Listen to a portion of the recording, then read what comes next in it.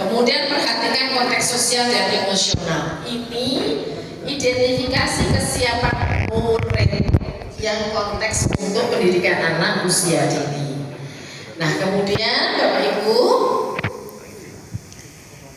ya yang mata pelajaran tadi sudah.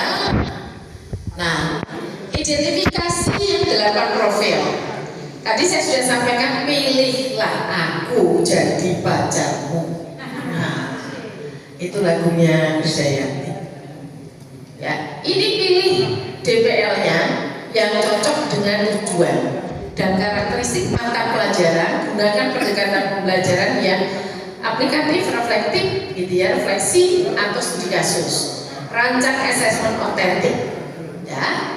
Nah, yang PAUD, yang RA, Bapak Ibu yang pengawas RA, pilih sama, ya. Kemudian project juga sama, assessment juga sama, tapi memilih assessmentnya berbeda teknik dan instrumennya.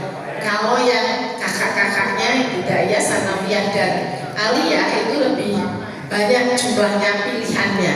Kalau yang PAUD sedikit karena menyesuaikan pada karakteristik anak usia dini. Itu ya, karena ini kebetulan RA-nya banyak Pak kelompok ini. Berapa? Oh, 12 orang. Ya untung saya siapkan ini. Saya lupa bertanya kepada Bu Pipit, ada pengawas RA-nya enggak, tapi saya hanya mikir pasti ada gitu ya. Jadi saya siapkan materi ini dikontekstualkan. Ini yang kontekstual untuk di RA. Nah, desain ini di perencanaan, ya, tujuan, kerangka ini kerangka pembelajaran 4 tadi, topik, lalu lintas disiplin ilmu yang relevan. Desainnya, siapkan kompetensi dan kemampuan murid sesuai proses. Kemudian konten pada lingkup materi pengetahuan esensial dan aplikatif itu dipahami sampai akhir unit pelajaran. Ya, sampai akhir unit pelajaran. Didesain. Nah, desain pembelajarannya menentukan ini tadi yang 4. Tadi kita sudah latihan 4 itu. Ada yang belum selesai ya. Tadi di RA pengawas belum selesai ya. Selesai ya sekarang. Copot ya. Di Sanawiyah selesai, Aliyah selesai, yang 4 tadi? Cara selesai ya? Baik. Karena ini nanti untuk masuk kita ke perencanaan. Ya, baik. Kalau ini sudah selesai bungkus, wes. Terus ini desainnya masih desain. Terus pengalaman belajarnya ini balik lagi harus ada 3 ini deskripsinya ya. Merancang yang berkesadaran, bermakna, menggembirakan BBM-nya. Tadi kita juga sudah merancang ini ya di awal. Kemudian mendeskripsikan pengalaman belajar, memahami, mengaplikasi dan merefleksi. Ya, pengalaman belajar. Nah, sekarang kita lihat nilai PM, nilai memuliakan dalam PM. Jadi saya senang hari ini ada syuting, ada pengalaman baru buat saya, modis. Ada bunda modis, ada panda modis. Modis. Saya lulu posisi. Modis ya. Modis itu sebenarnya ibu-ibu kalau pergi ke mall, modal diskon. Modis.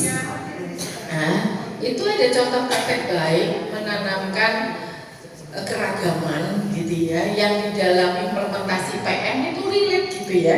Jadi saling memuliakan di awal sampai akhir, menghargai, mengangkat martabat guru murid, murid guru, murid murid gitu ya, dan mengakui secara utuh peserta didiknya seperti apa potensinya, baik kognitifnya, baik afektifnya, baik spiritualnya, baik fisiknya, dan memuliakan itu menciptakan suasana yang aman, nyaman, tentram, damai gitu ya.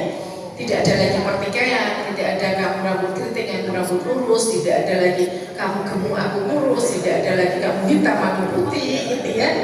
Dan ini yang kemudian harus diwujudkan dalam tindakan, menghormati perbedaan, memberi ruang partisipasi, membangun relasi yang hangat dan bermakna sampai bahasa verbal dan non-verbal baik dan benar. Jadi tidak ada lagi kemudian, nggak ada lu mengatakan anaknya kamu tuh wayu dendeng, no, ya nggak ada lagi. Kalau Dulu tuh kalau ngomong-ngomong biasa, anak ya biasa. Zaman kita sekolah mah ya disetrap barang, di gini kan, apa aja. Sekarang nggak ada lagi, ya, nggak boleh lagi, nggak boleh lagi. Ada itu karena konsep memuliakan itu bahasa verbal yang juga menyinggung anak didik itu juga tidak boleh dilakukan gitu, sehingga ya memuliakan, kita memuliakan anak juga memuliakan gurunya, sehingga singkat kata nilai memuliakan itu menjadi fondasi untuk menciptakan 8 dimensi. Oke? Ya? Tip? Tahu-tahu habis 2:30 turun praktek. Nah, dalam perencanaan bagaimana kita membuatnya? Ya 3 ini prinsipnya harus masuk. Oke. Prinsip 3 itu harus masuk. Berkesadaran bermakna mengembirakan. Pengalaman belajarnya 3 ini harus masuk, gitu ya. Tadi kita udah latihan. Memahami, mengaplikasi, merefleksi. Terus asesmennya 3 ini. Awal, proses, dan akhir. Oke. Asesmennya tadi sudah latihan, membuat formatif sumatif, ya. Asesmennya dipastikan selaras dengan tujuan, jangan tidak selaras. Jadi tujuannya apa, asesmennya apa, inline. Itu aja yang penting. Kemudian berikutnya adalah ini contoh yang di RA ya. Contoh yang di RA. Nanti contoh lain sebentar saya carikan contoh yang sebenarnya kalau dalam video tuh kita harus analisis video dan lain-lain, tapi karena karakteristik di RA itu sangat berbeda dengan dasar lanjut, kok bisa ke situ saya ya, sangat berbeda dengan yang ibtidaiyah, sanawiyah dan aliyah. Ini memang sengaja saya contohkan untuk yang di PAUD karena ini beda banget, jauh gitu ya, jauh perbedaannya. Kalau di formal ya seperti biasa, yang penting Bapak Ibu komponen yang diidentifikasi, kemudian komponen desain, pengalaman belajar, sampai yang terakhir itu adalah ini assessment, itu harus ada. Nah, guru-guru di RA itu kan, mohon maaf tanda kutip, itu masih banyak yang mempunyai kesulitan di dalam merumuskan IKTP, betul nggak Bu? Indikator ketercapaian tujuan. Kalau guru-guru SD, SMP, SMA yang formal itu mah udah bablas angin nih, udah nggak masalah gitu merumuskan itu. Tapi guru-guru kita yang di RA itu masih kesulitan, sehingga kita contohkan sampai bagaimana merumuskan IKTP ketika misalnya, oke, asesmennya pakai checklist, tapi checklist juga harus ada rubriknya berarti harus bikin IKTP gitu kan ya. Nah ini IKTP-nya dirumusnya. Baik, sekarang Bapak Ibu ya membuat dari yang sudah tadi pagi sampai assessment sekarang dirangkum jadi satu menjadi perencanaan pembelajaran mendalam. Apakah ada format yang terserah Bapak Ibu, formatnya mau melintang ya, mau sebujur itu apa ya Pak ya? Mau landscape, mau ini monggo terserah, yang penting unsur-unsur yang harus ada dalam perencanaan pembelajaran mendalam itu ada. Ya, siap ya? Ya, sisa waktunya itu lalu Bapak Ibu nanti akan paparan.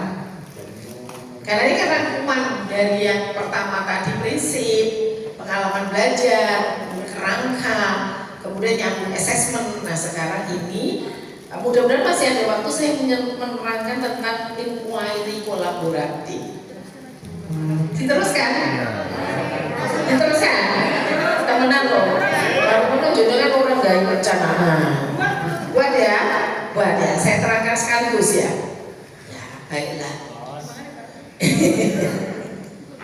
Ini kalau TOT yang sesungguhnya kita akan mengamati saling hasil perencanaan itu dinilai, direview oleh kelompok yang lain dengan instrumen. Nah, instrumen aspek yang diamati, apakah tujuannya cocok dengan assessment, apakah terdapat keselarasan antara tujuan dengan langkah, apakah praktek pedagogisnya setelah cocok, dikasih nilai skor. Kalau kita TOT betul lah, kalau hari ini paparan saya nggak akan bisa sampai menilai memberi skor dari perencanaannya Bapak Ibu ya, karena waktu kita terbatas. Jadi nanti sampai membuat saja. Terus Bapak Ibu mudah-mudahan ada waktu lah sekarang 1 atau 2 yang bisa paparan gitu supaya kita semua mantap pulang dari sini. Ya nggak sekedar saya menjelaskan secara teori PM, tetapi Bapak Ibu nggak bisa implementasi gitu ya. Kalau hari ini kan langsung praktek jadi kondur. Bapak Ibu sudah punya tidak saja konsep, tetapi punya contoh perencanaan pembelajaran pada PM. Nah yang terakhir ini inquiry kolaboratif ya. Nanti kajiannya sama Bu Pipit sama diserahkan ke Pak Koordinator Pokja pengawasnya saja ya. Saya nanti dikirimi Bu Pipit karena saya ingin tahu juga realisasi dari hasil kegiatan kita hari ini. Karena saya itu kalau diundang Bapak Ibu itu saya punya tanggung jawab moral sampai ngerti nggak ya gitu ya, sampai implementasi. Kayaknya rasanya supaya tidak mubazir ya kehadiran saya di sini. Nah ini materi terakhir itu 7. Sebenarnya materi 6 modul 6 itu isinya hanya implementasi ya, implementasi dari perencanaan pembelajaran.